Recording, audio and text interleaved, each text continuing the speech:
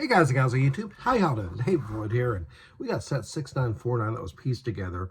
First things first, the original set did come with all three figures. That is a Spyrius Chief, a regular Spyrius figure, which looks the same except his head is different.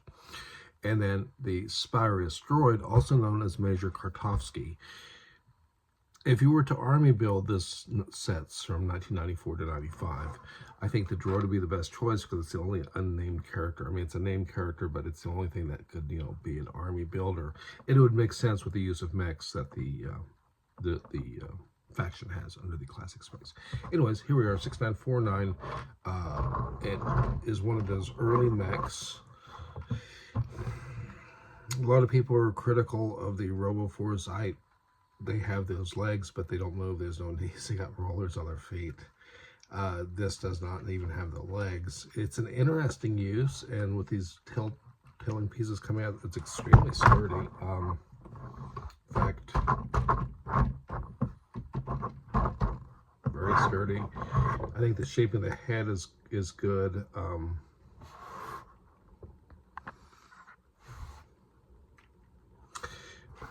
It has extensive use of these printed pieces. This is a sticker here, ironically. 6118 wheels. It has 10 of them, creating, I think, intentionally look like a tracked effect.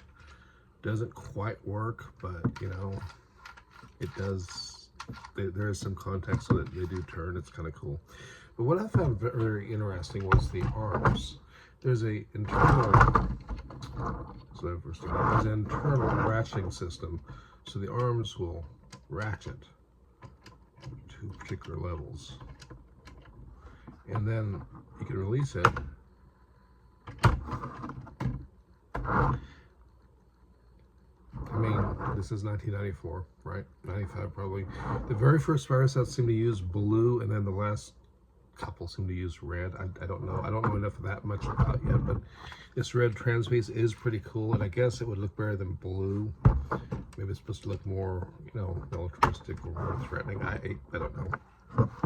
Play features, as if you go, that's a little annoying. If you go back to the 90s, you'll see a lot of these arrow pieces, which always indicate motion. So what you do is you open these up, and in here is this box. Has the old style magnet on top. It's a style cargo box like we still see nowadays, and that's printed on the front. Inside are some of these tiles, which all these sets seem to use these tiles, either controllers or stolen items, whatever. The curious thing about this one, I thought, is someone said, why does it have a magnet? Why is there a magnet here? And I guess it's to pick it up, maybe to show that stealing it or taking it. I don't know. A little bit of imagination. This is another era. It's another time for Lego, per se, or it looks like the size of a lunchbox. I'm sorry. I got a case of the giggles putting this together. I'm sorry. But it's all fun. It is kind of useful, interesting. How Lego sets have come sometimes, and this is nothing disparaging against the 90s, nothing at all. But sometimes when you go to Walmart now or Target or whatever, you get a Star Wars set, or even get something that's from like the Town and City. You need to understand where Lego came from. Maybe you should be grateful. And having someone say, oh yeah, well, where are our old sets? Some old guy like me saying, oh, our old sets didn't have this. We walked 12 miles one way to school, uphill both ways. Yeah, whatever. But when you actually hold one of these sets in your hand, you go, they did pretty cool. Like I've always loved this bomb piece, but I don't like the way it was used in the 90s. I think it just should be used for rockets. It would have been great, but, oh wait, and as usual, this is the 90s, so we have two more features here. We have this weird feature on the back, which really has got me confused. It's a little ship. It's held in with these robot arms. Held in very well, might I add. And that's fine. It's a cool little build. I think the trans colors looks good. I did use two Spyrius Chiefs, because that's all I have. I don't have any extra droids or anything. I don't have Major Kartovsky. And it's a nice printed piece. In fact, the same one that's in that box. And I like this build. It's fine. But it leaves this robot completely hollow and empty inside. And I just go, okay. It's a little weird, but whatever. It's a playset. Now, the head up here, I think, works fine. It's got printed. In fact, it's got two screens. One of them showing either an enemy mech attacking or possibly maybe artificial intelligence. I'm not sure. But this red trans piece looks really nice. If you guys seen my video on my Robo Force one of them, one of them has this same feature where it lifts off and becomes like a separate ship. Only this one doesn't have wings on, so I'm not sure what it's supposed to do. But the other one actually has fold-out wings. But that's 3 years later, 1997, with Robo Force. So the head is removable, and that means if this happened and then this dude here, you know, boy, that would have been annoying as a child. I'm sorry. What in the world? It's very secure, but like, let's just say this guy, I mean, it's abandoned ship, so I guess he would do.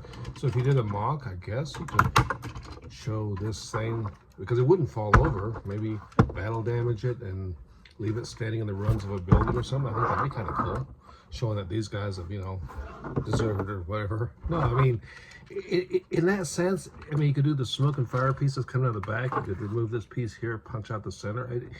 I see some mock potentials, and I don't mind the mechs. I've always felt that the Lego system works well for mechs. This was ahead of its time, but this blocking look is kind of cool. And imagine if we had a nice, decent, you know, game system or game based on something like this. This would probably be your level 1 enemy mech right here. This would be your level 1. I mean, the one that, you know, you just get your extra life and experience points by wiping out. But they made a smaller one too, which I'll probably eventually get that one if I can't piece one together. But I kind of like it. I think I like RoboForce better, but someone on a video for YouTube made a comment that Spyrius had to crawl so RoboForce could walk, and oh, there is this ladder in the back, which I have opinions about that too. I guess it's so you can climb out of here, but it also means, you know, enemy could just run in the back of here, and I don't know.